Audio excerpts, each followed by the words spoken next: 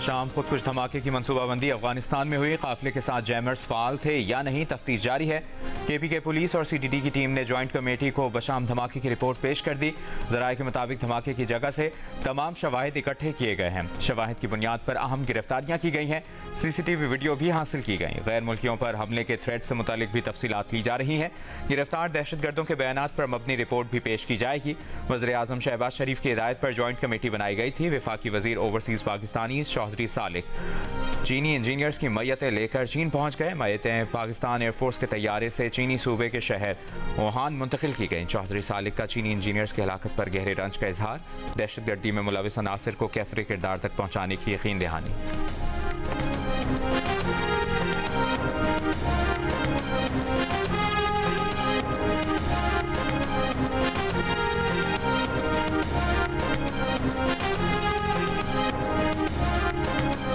वज़ीर-ए-आज़म शहबाज शरीफ एक रोज़ा दौरे पर दासू पहुंच गए। चीन के सफ़ीर भी हमरा।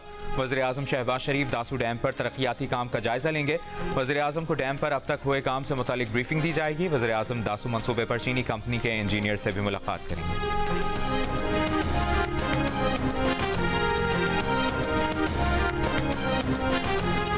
सेनेट की नशिस्तों पर बाकी सूबों की तरह कल खैबर पख्तूनख्वा की नशिस्तों पर भी इलेक्शन होगा या नहीं, सूरत हाल अब तक गैर वाज़ेह। स्पीकर ने हाई कोर्ट के हलफ लेने के हुक्म पर अमल नहीं किया, ना ही इलेक्शन कमीशन की वार्निंग को खातिर में लाए। 27 मार्च को हाई कोर्ट ने मखसूस नशिस्तों वाले अरकान से हलफ लेने का हुक्म दिया था। Speaker KPK assembly Babar Saleem Swati high court को जवाब देने पहुंच गए। मीडिया से गुफ्तगू में कहा, सेशन जारी नहीं था, ना ही इजलास की रिक्विजिशन आई, तो हलफ कैसे लेते।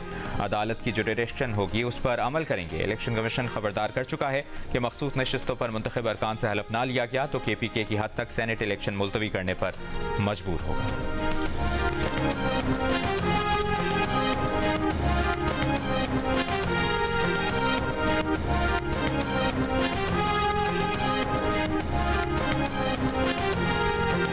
वज़ीर क़ानून आज़म नज़ीर तारड़ का तसद्दुक़ हुसैन जिलानी को सरबराह इंक्वायरी कमीशन मुक़र्रर करने के मामले पर मुंतखब वकीला तंजीमों के इजहार एतमाद का खैर मकदम। कहा, Pakistan bar council, supreme court bar association समेत तमाम बार्स का कमीशन पर एतमाद मुस्बत पेशरफ्त है। हुकूमत चाहती है सच्चाई कौम के सामने आए ताकि मुस्तक़बिल में ऐसी शिकायत पैदा ना हों।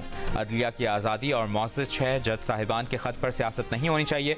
हुकूमत और काबीना दस्तूर में तय करदा रियासती इख्तियारात की तक़सीम के उसूल की कायल है।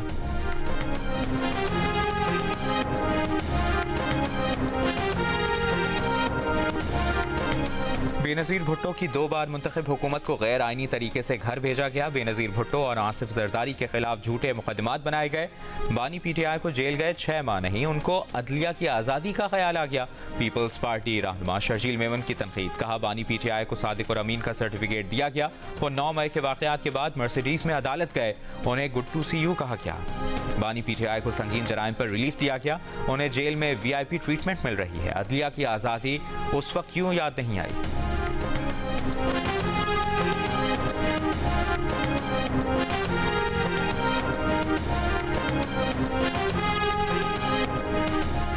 इस्लामाबाद हाई कोर्ट का फवाद चौधरी को जमानत पर रिहा करने का हुक्म। जहलुम में ज़मीन से मुतालिक नैब केस में फवाद चौधरी की दरखास्त जमानत मंजूर कर ली।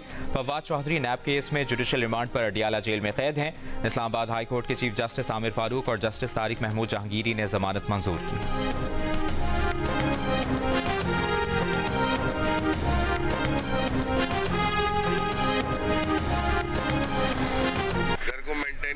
ये मामला देखे या दूसरी चीजें देखे, नहीं हो पाता, क्या करें, गरीब आदमी का गुजारा नहीं है। घी तेल भी बढ़ा देंगे, राशन का जो भी सामान है सब पे रेट बढ़ना शुरू होंगे, तो सारा बोझ आवाम पर आता है। मजबूर इतना कर दिया हर किसी को, वो क्या करे, उसकी मजबूरी बन गई, या ना करेगा तो वो भूखा मरेगा। फिर आम आदमी तो पिस गया है, वो किधर जाए बेचारा, जो 18-20 हज़ार 25 हज़ार तनख्वाह लेता है, आप उसका घर का बजट बना दें। मुझे तो टैक्सी ड्राइवर है, हम पहले ही परेशान थे, एक दो कारोबार है नहीं, और भर्ती महंगाई इतनी है कि हम खाने के लिए भी परेशान है। अवाम बहुत तंग है, ईद के दिन है, ईद में खर्चे वैसे भी बढ़ गए हैं और यह हुकूमत ने जुल्म ही कराया अवाम के साथ।